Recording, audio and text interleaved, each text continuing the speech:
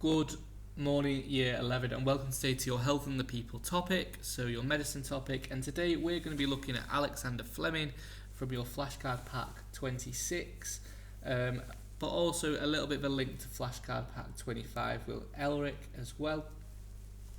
So today we're going to be looking at the modern period, which is 1900 to present. And if we think about our themes of medicine, of disease, of public health and of surgery, this really heavily links with disease today. So to understand Fleming, first of all, we kind of need to understand the progress that's been made in disease at the beginning of the modern period.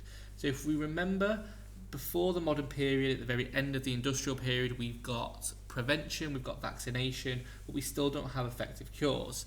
But that all changes in 1909 with the creation of the magic bullet by Elric. The magic bullet is chemicals that can kill germs. And Elric's first magic bullet was able to kill a sexually transmitted disease. I think it was syphilis. Yeah, it was absolutely syphilis. So it killed the syphilis germ. So we're starting to finally get cures in the modern period.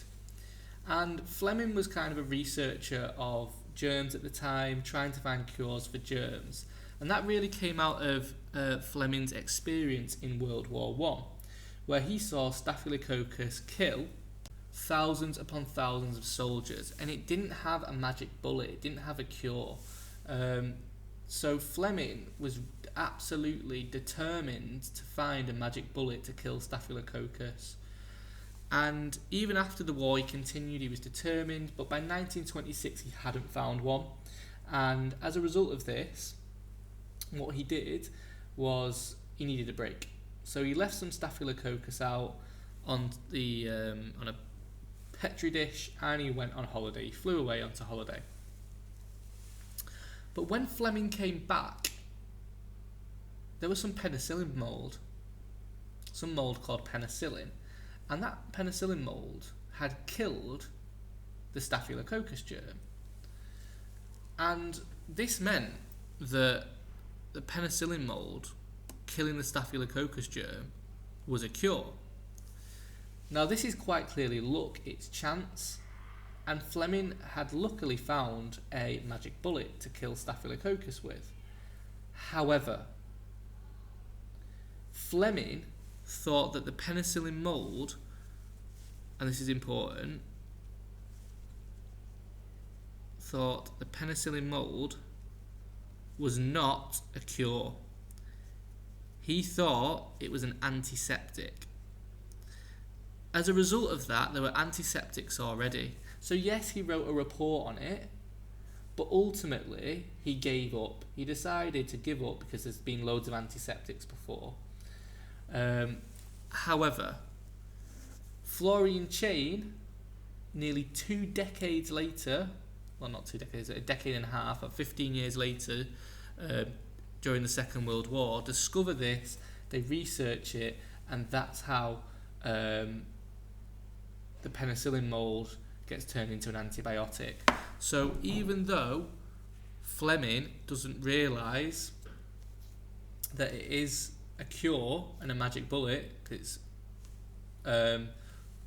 ultimately, without him, Florian Chain would never have been able to take it to the US government and an antibiotic be made out of penicillin. So he is incredibly significant, even if at the time, straight away, he wasn't. In the long term, he definitely was. Now, if we think about the factors of medicine that we can talk about here, so we've got Ron Weasley is ginger. That's so crackingly cool. I wouldn't be highlighting religion. I wouldn't be highlighting... Oh, you could mention war. You know, this determination from seeing people die, soldiers die in war to cure Staphylococcus, I guess. Individuals. So Fleming is obviously an individual. No government here. I wouldn't really be pointing out technology either. Scientific approach, absolutely. So testing out penicillin, mould, even though, you know, he wasn't successful in the long run in terms of his experiments. It was more chance, as we can see, that meant he was able to find a cure for Staphylococcus, but also communication, the fact he does his journal as well, which allows Florian Chain to find out that information later on.